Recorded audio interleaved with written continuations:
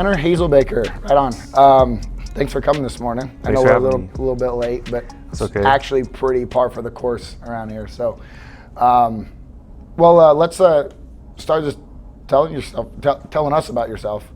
Okay. Who you are and why you're here and what you're doing. Yeah, I'm from Twin Falls. I grew up in Twin Falls, graduated 05 from Twin Falls High School. And then I played basketball, focused on basketball. Played college ball in Oklahoma and Texas. And I guess I should say, my goal always in basketball was to play overseas. And my dad played overseas in France. So that was always a goal of mine. And after college basketball, I got to go play in France for the same club that my dad played for. Okay.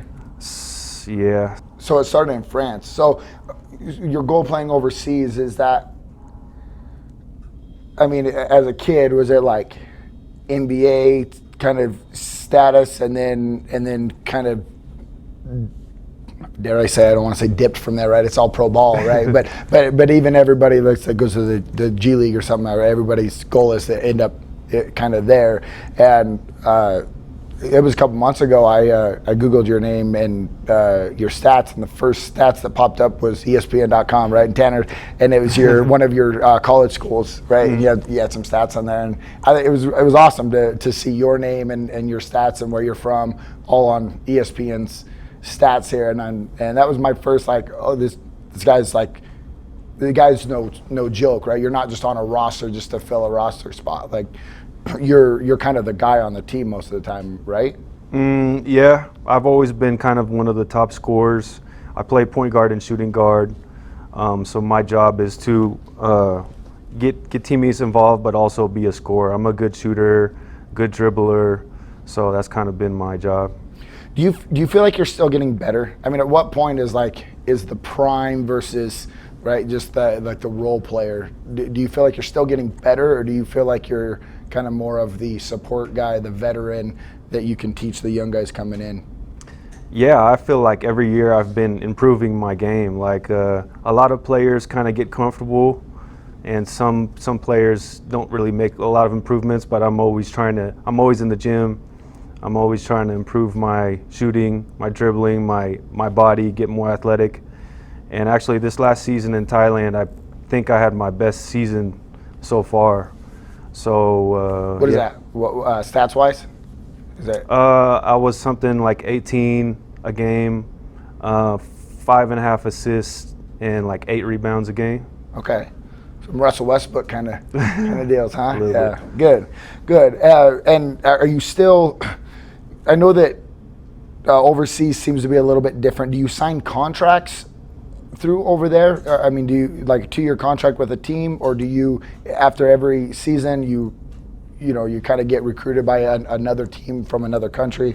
How does all that part work? It really depends on the country and the league you're in, because some leagues last like 4 or 5 months, or some leagues are like 3 months. And then sometimes you might get called for just to play in a 2 or 3 week tournament. And you might sign a contract for the longer leagues, but sometimes for the shorter opportunities, it's just like you'll get paid cash or something, just show up and play.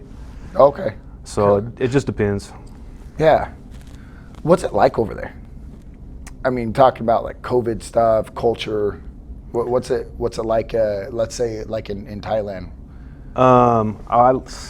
Thailand is like amazing culture. The weather's hot there year round, It's really different culture than what we have here. It's based on a lot of Buddhism. And really? Yeah. And the food is good. It's just different. I don't know.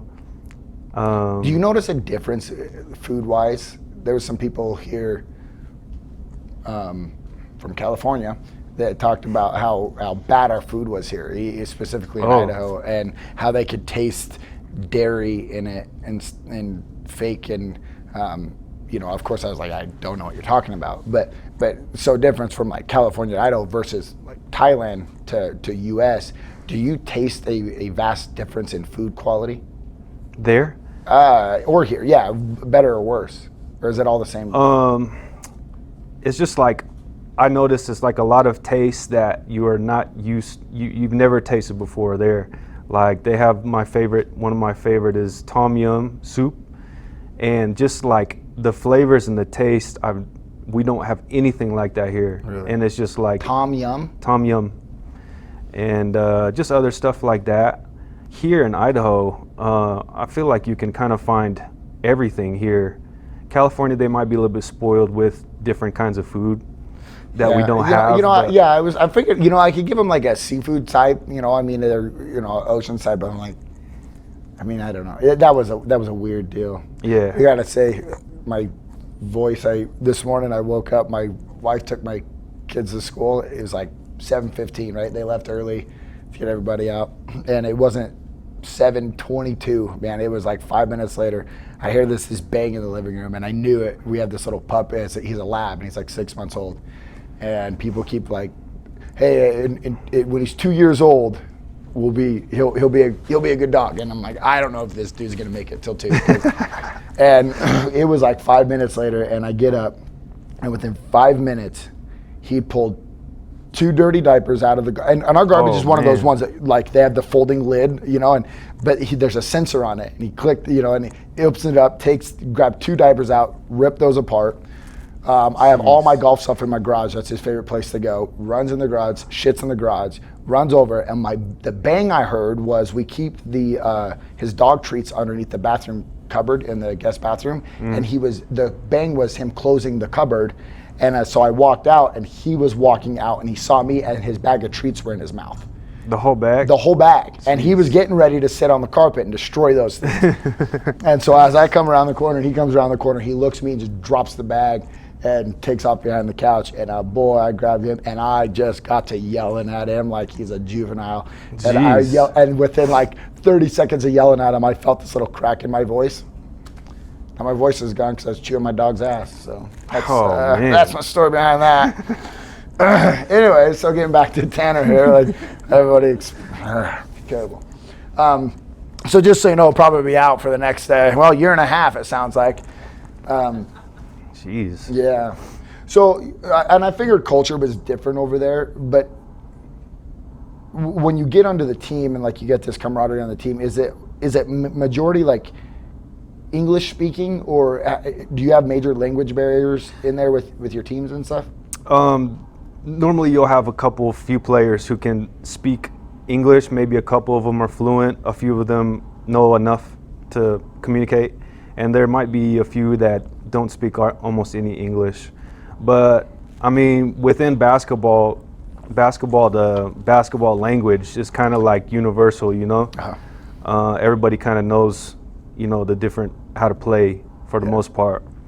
It helps if your coach speaks English, and my coach in Thailand pretty good English. It's kind of like. Have you picked up on some like French word? I mean, have you learned any other languages or kind of picked them up? When I was in France, I learned pretty good French, not fluent, but basic.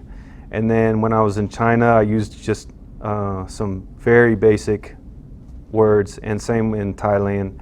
Chinese and Thai are a really complicated language. Yeah, that's what I heard. French was a little easier for me to pick up, but it's nice to learn new languages in different countries. So yeah, and I know that all those are pretty hard to learn. I heard that like those 2 in English are like the 3 hardest to learn. Yeah, for sure. So what are you doing back here? Is this just postseason? Are you in between seasons, or what's going on with you being back in the States and back in Idaho?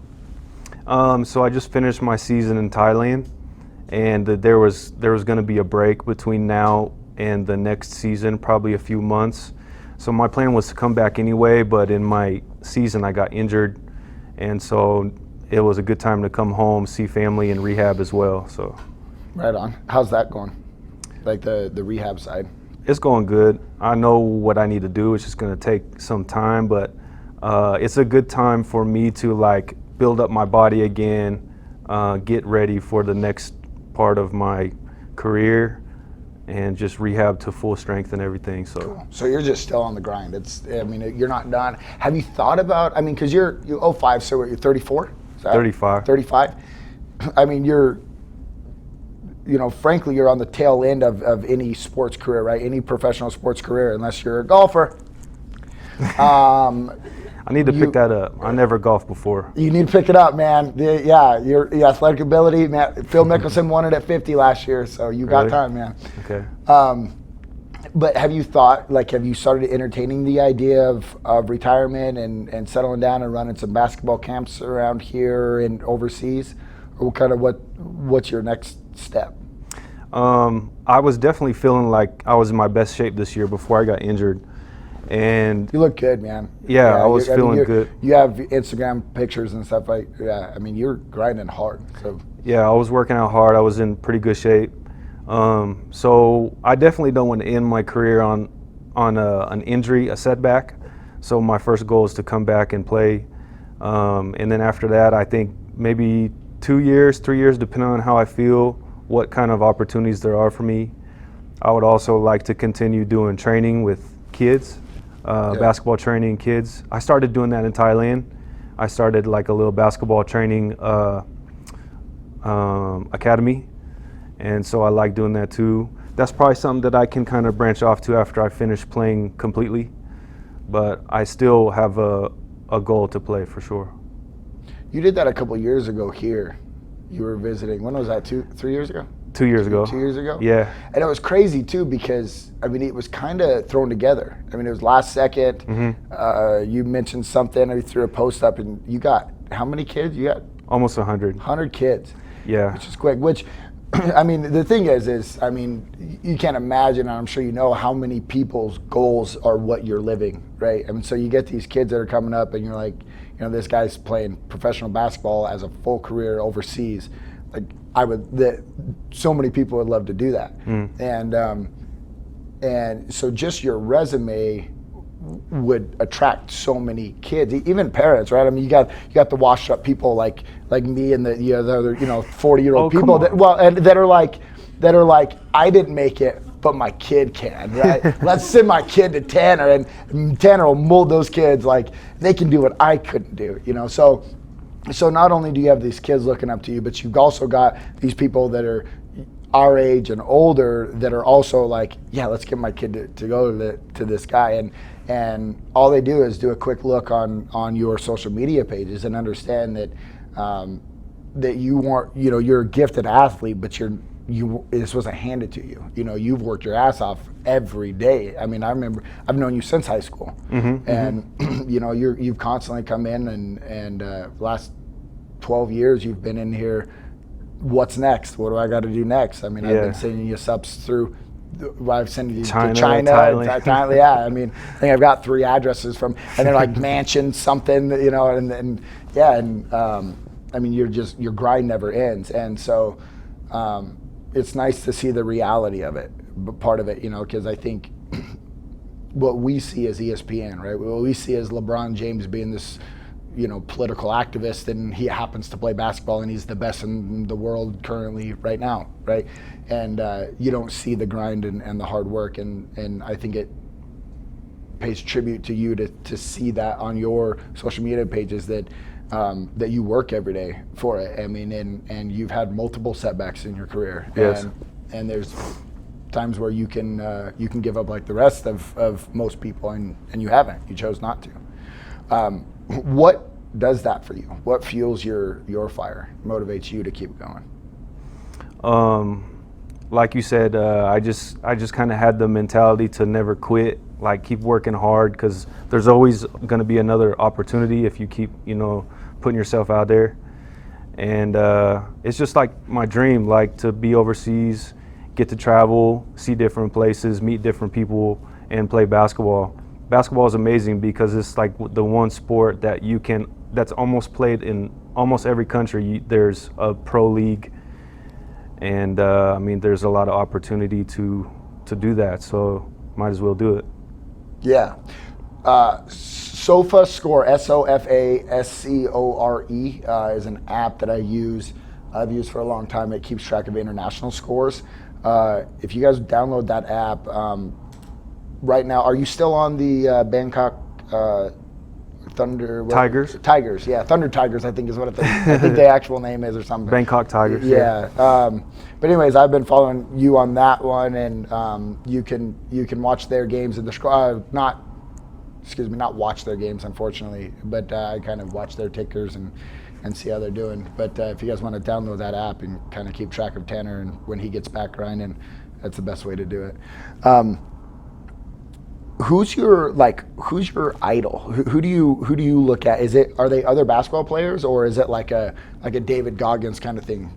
Who do you look up to when you kind of fall down? I get a lot of inspiration from like David Goggins and these motivational guys. Yeah. I love working out as much as I love basketball, and I think they provide a lot of inspiration, motivation to keep going.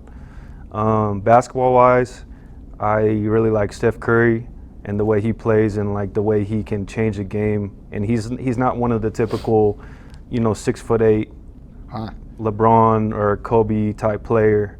He's kind of more in my range of position. And so like a Damian Lillard kind of guy, yeah. Yeah, I look up to those guys. Yeah, I bet.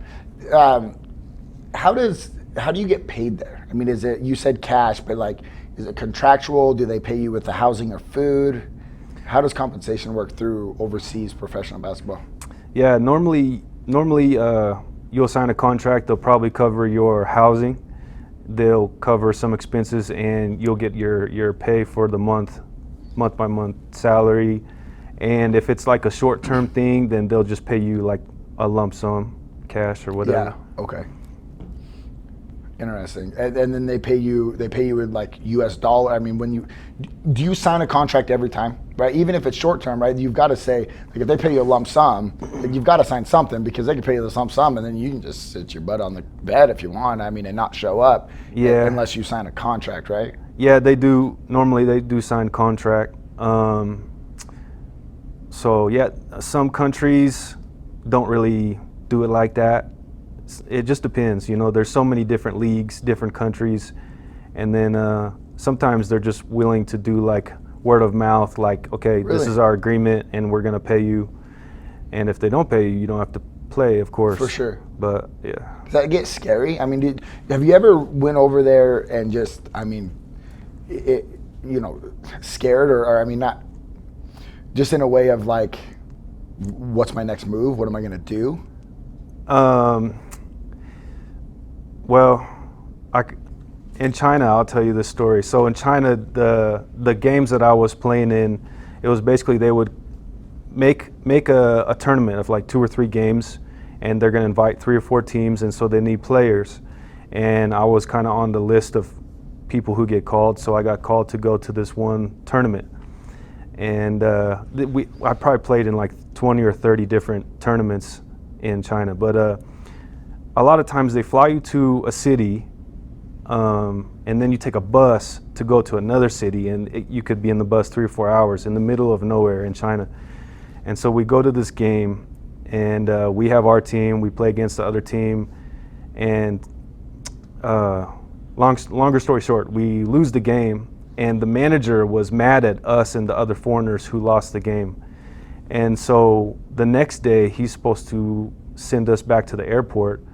So the next day we wake up and he's not even at the hotel, and he had basically left us at the hotel. And because he's mad at you for losing. Because he's mad. Oh, because man. he also like he's the boss at for other tournaments, so he had to go to another city for another tournament, whatever. And so he had left us there, and he said, take a taxi, go to the train station, and then go to the airport or something on our own. Normally they'll be like nicer and send you to the airport. So it was just like kind of a funny story. Like, that's how you're gonna.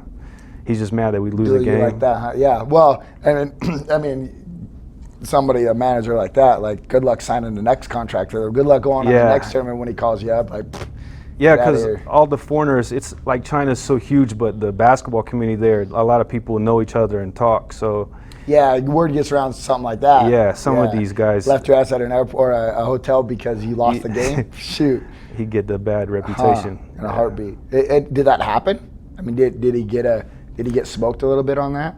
Yeah, like the in China they use WeChat. It's the big phone chat application, and all the basketball players are in different little chat groups. And so if there's like one guy who didn't pay players, the guys talk about it and like, watch out for this guy. He just not paying his players, or situations like that. So it's kind of funny. Crazy. And so you guys just did. How many were you? How many were there of you that he left? 4. Huh.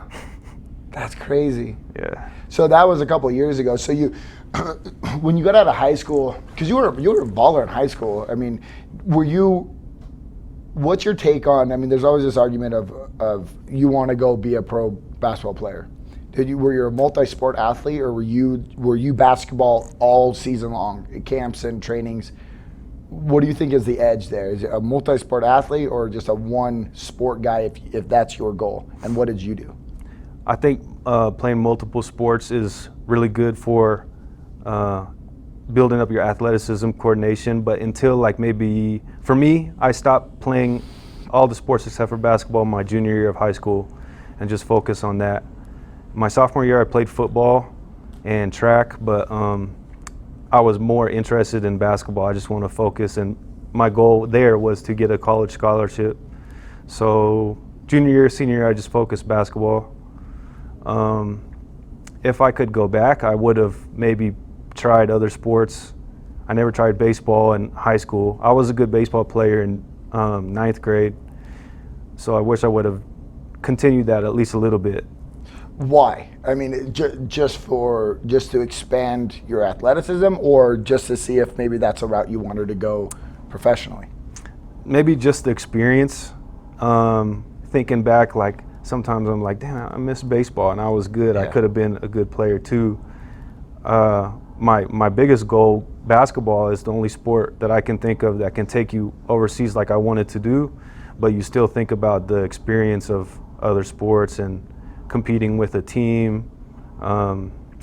Even though I love basketball, there's other sports that can be fun, and like a change is okay sometimes. Yeah. So what other regrets, or what else would you have done different if you could go back? You're 17 years old and now you're 35. What would you have done different? I would have, for sure, I would have gotten into the fitness gym, strength building more serious. I didn't think I needed to do it until I was like 22, 23.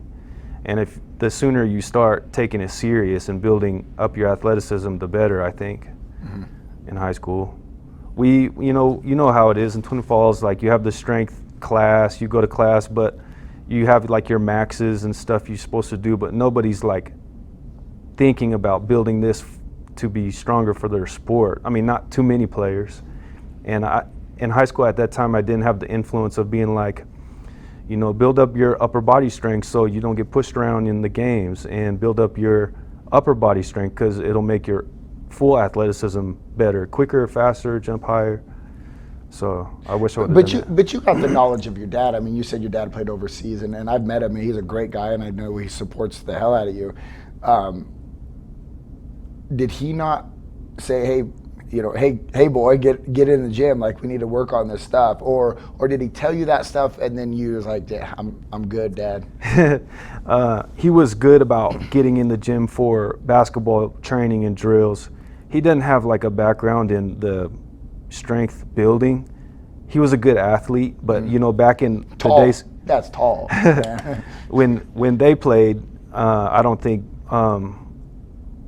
they didn't have the same knowledge about strength training as we do today. So back when he played, they weren't so focused on upper body strength in the gym, more like running, conditioning. Yeah, you're right. You're right. You know what I mean? Think about it. Yeah, even like 70s, 80s. Yeah, it was about just being quicker, not stronger. Yeah. Typically.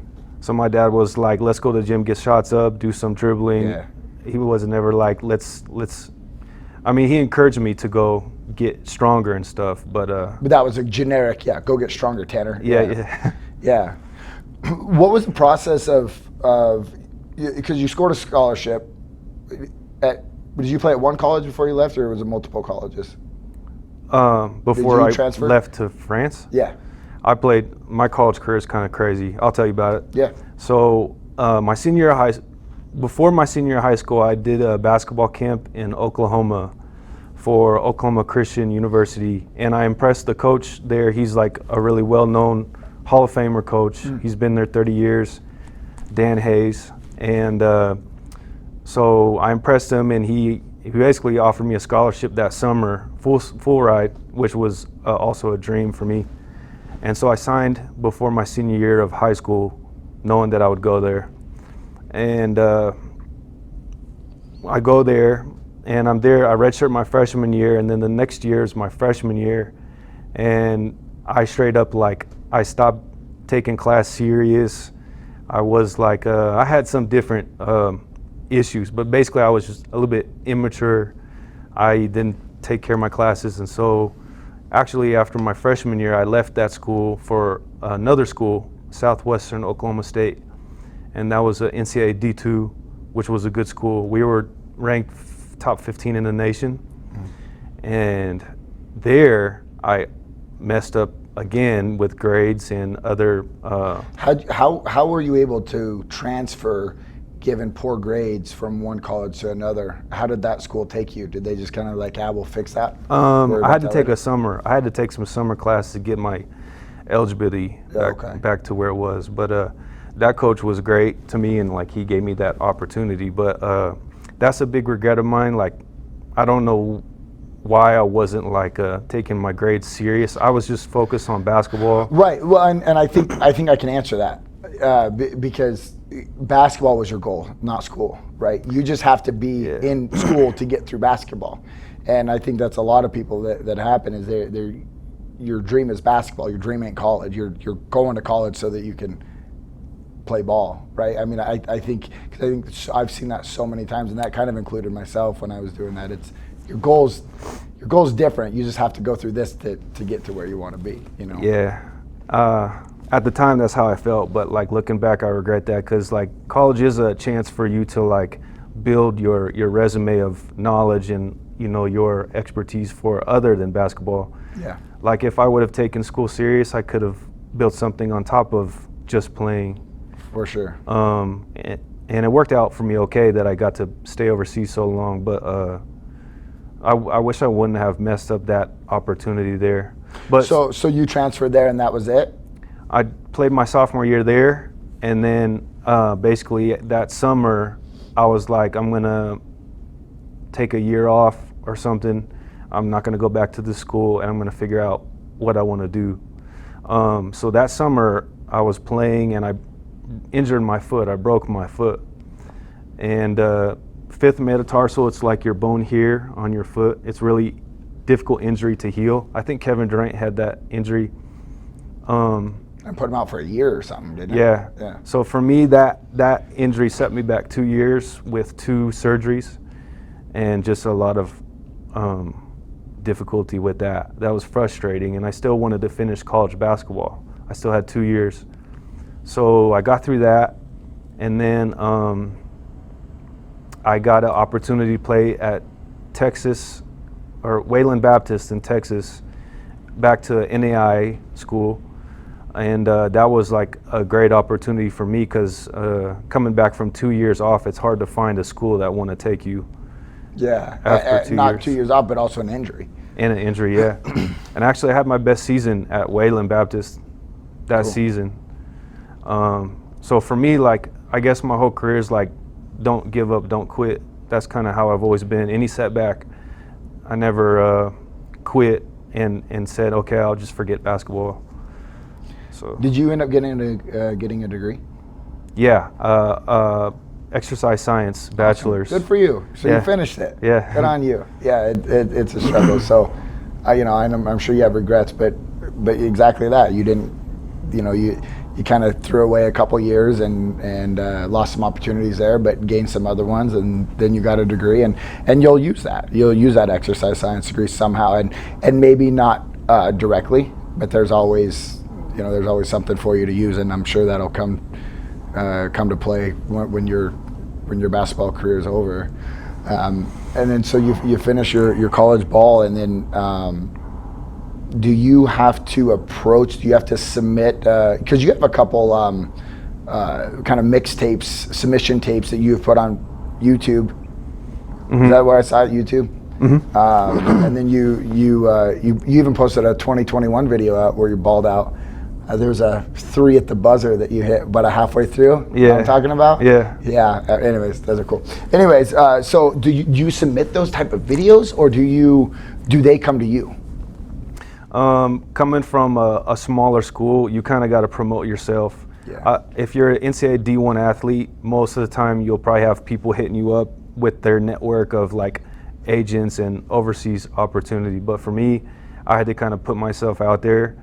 I sent my video to some people, and then my dad had some connections in France because he played there, and so that ended up being the first opportunity I had to go to France. So for me, that worked out. I was super happy to go. Awesome. Yeah. When you're going to France, I mean, you're on a plane to France. At what point does it hit you like, holy shit, I'm a professional basketball player about to get paid for something that I love to do? I mean, was there a moment that happened, or did it all happen so fast that you didn't get a chance to do that?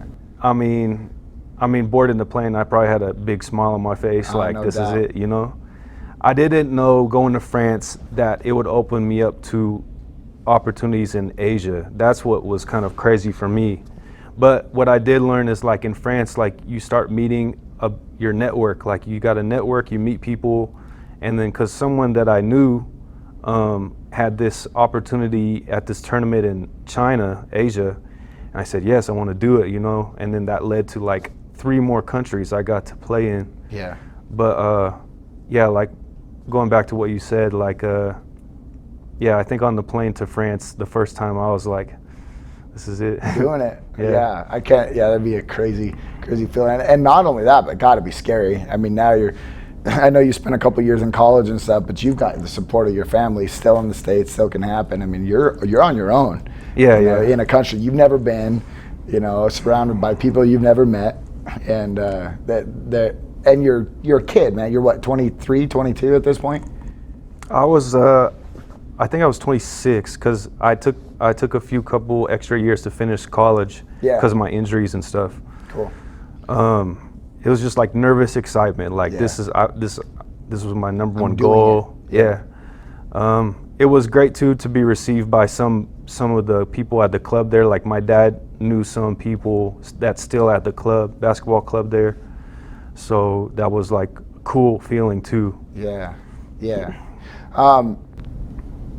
So there's going to be some, probably a lot of high school athletes that are, when they see this, they're going to have some Tanner questions. Are you okay with them messaging you some, kind of how-tos or any questions that they have? Are you good with that? For sure, yeah.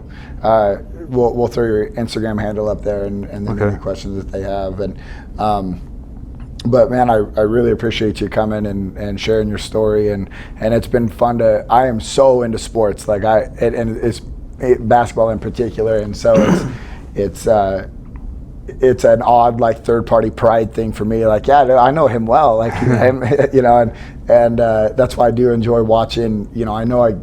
Is there a way to watch your games ever? Yeah, you've got them filmed. I mean, you're right. I mean, there's videos of them. They were Facebook Live this year in Thailand, so yeah, you could watch them live. You need to share those URLs before games more often if you could. I think it would be awesome. Yeah. And I'll be sure to share them, and I'm sure everybody else would too. And some games, if we played an early game, it would be like 10 p.m. here because of the time difference. Oh no, I've watched a lot of your games at like 2:30 in the morning, kind of like. Yeah, my wife's like, you're on your phone again. Like they're only up 4 and there's 18 seconds left, and so it is. They are kind of middle of the night games, but a lot of us Nightbird, man, we'll watch those things for sure. So cool. I know you've got other focuses and stuff, but don't forget about us here either. You got to remember us. I appreciated hearing from you that you catch up with a couple of the games, and you were like, "Oh, did you win this game against this team?" And like, I was like, "Oh, you're really paying attention." So that was cool for me too. You know what's crazy? You know, call it a coincidence or not, but you guys, I remember we're like 12-0, and I just sent you some subs. And we got that over to Thailand, and like 2 days before you received your package, you called me and you're like, I messed up, man.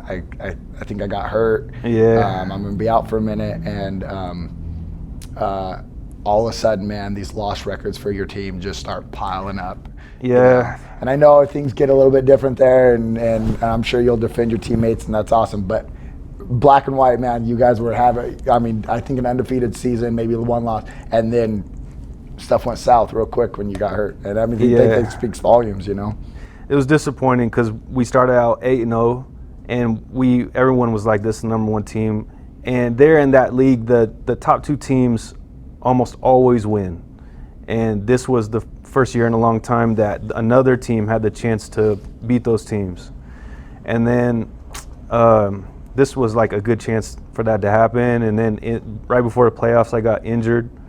And so like we still competed for sure, but we just didn't have enough to win. You guys weren't closing, I noticed. Like you'd hold your own, and then fourth quarter would be, you know, it's just the closing side of it. I think where you would come in to, you know, to ice the game, you know, whether it's at the line or the 3-point, you know, whatever. They didn't have that closer. And I don't know your teammates, right? Clearly, I don't know one single person, but I can form a story with scoring trends through there, and I was like, man, they're missing something. There's something that all of a sudden is gone, and I think that something is Tanner at this point, you know. So, but I hope that, you know, in the next 5 years of your career, as you get to this tail end of it and still grind it out, I hope coaches see that as well as the random guy laying in his bed at 2 a.m.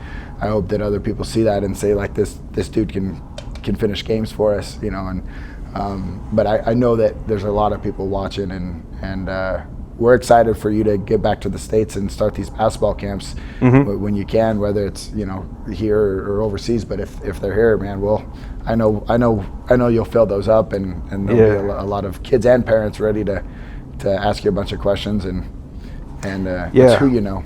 I definitely want to get that started sometime soon, so be on the lookout for that. Cool, man. Awesome. Well, I appreciate you coming. We'll catch up here soon. Thanks, man. So Bree screwed up the camera right as we're closing, and was trying to coach me. She turned it off, so she's coaching you on how. No, just kidding. I talked too long. But hey, we're just wrapping up here with Tanner, and I do appreciate you coming and sitting down with us and sharing your story, and I'm sure we could talk for another 10 hours if Bree would let us, but she's got some editing to do, so we'll wrap it up. But thanks for coming, and if anybody has any questions, guys, what's your Instagram handle? Hazelbaker10. Yes, it is. Is it underscore or is it just Hazelbaker10? No underscore. Okay, Hazelbaker10. Hit them up with some questions, and then if you have any questions for us, you know where to find us. Thanks, man. Thanks.